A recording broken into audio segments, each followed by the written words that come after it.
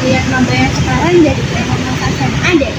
Terus pokoknya jadi keinget masa SMA. Kamu ingat nggak teman kita yang namanya Rafika?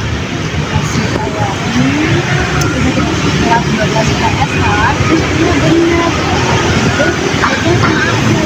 Terus dia itu kerja sekolah juga nggak benar. Katanya sih enggak ya, karena dia tuh pendidikan ekonomi dari Jogjanya, jadi dia mau lagi. Oh, gitu ya. Ini dia nunjukin videonya aku. Mana-mana aja. Bagaikan kemarau yang panjang, ku rindukan turunnya hujan. Waktu yang berselang menunggumu pulang, kembali mengulang kenangan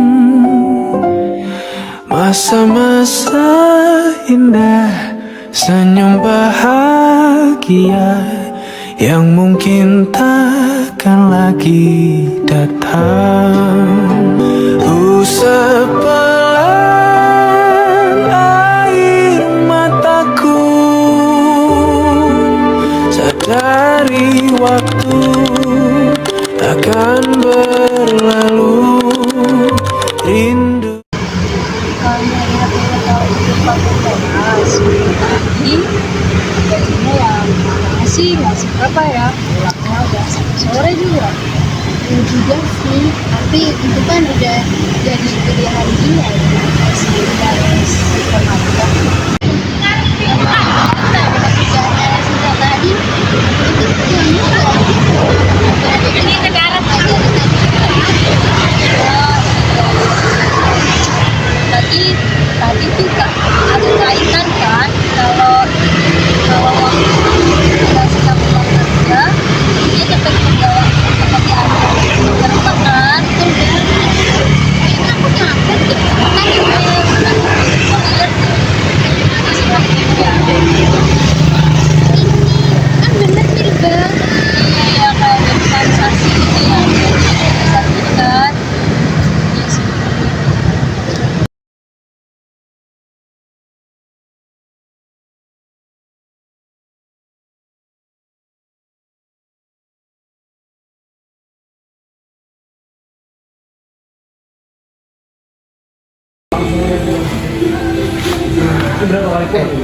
Mas muda belum? Nah, ya belum lah. Terus ya lagi. Lah, gimana ya? Jam berapa pun deh? Yaudah. Entar. Emang tugas teorimu apa Anda? Kalau teoriku tuh tentang dehumanisasi sih. Dehumanisasi. Ya, dehumanisasi. Dehumanisasi. Apakah memang teori apa gitu? Kalau dari pemahamanku sendiri ya, dari dehumanisasi itu kayak teori-teori yang menunjukkan kalau semisal kita sebagai manusia itu kehilangan nilai-nilai kita sebagai manusia itu. Jadi bisa dibilang kita tuh kayak dipergunakan seperti alat. Itu sih pada intinya. Inti dari teori itu ya. Terus kalau misal, sebenarnya bingung sih teori manusia kok bisa jadi kayak alat. Tahu nggak contohnya kira-kira di sekitar kita? Kalau contoh mungkin paling simpelnya ya di sekitar kita tuh contoh tadi kamu kan mesen kopi tuh atau apa ke barista ya. Nah jadi barista tuh kerja membuat suatu barang atau memproduksi suatu barang itu bukan untuk dirinya sendiri tapi untuk orang lain udah. Jadi kayak dehumanisasi itu lebih tidak memanusiakan manusia. Oh, jadi seolah-olah manusia itu hanya sebagai alat produksi gitu ya? Ya, Dan mereka bahkan tidak bisa menggunakan barang itu sendiri yang mereka produksi. ya.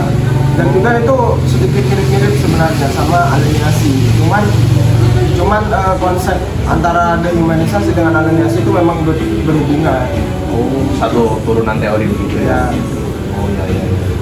Berarti seolah-olah ini seolah-olah barista nggak bisa menikmati kopi dan sendiri gitu ya. Iya gitu. Wah, kasihan ya baristanya. Tapi menurut kamu teori dehumanisasi itu gimana? Soalnya dari aku sendiri ya semua kan emang kayak gitu menurutku. Tapi ya memang ada benarnya sih. Maksudnya manusia itu sekarang seperti hanya sebagai pembentuk komoditas lah, atau yang sekedar sebagai alat saja. Ya udah, jadi alat saja. Aku udah perbincangan baru nih. Jadi pada intinya tuh gini, dehumanisasi itu adalah konsep lintas teori dalam sosiologi. Jadi kayak benar-benar berhubungan banget sama teori-teori yang lainnya. Jadi teori dehumanisasi sekarang tuh benar-benar relevan banget gitu. Pada intinya gitu. Tadi aku dapat pencerahan sih sebenarnya dari pendapat kamu. Udah sih. Ya udah. Ya udahlah, kerjain aja tugasnya. Ya tapi ini Besok. belum nih anjir. Besok lah. Pekerjaan mereka memang berbeda. Ada yang di pabrik, kafe, bahkan di jalanan. Tapi luka mereka sama.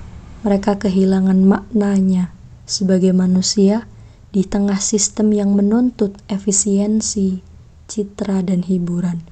Mereka masih manusia, tapi dunia perlahan lupa.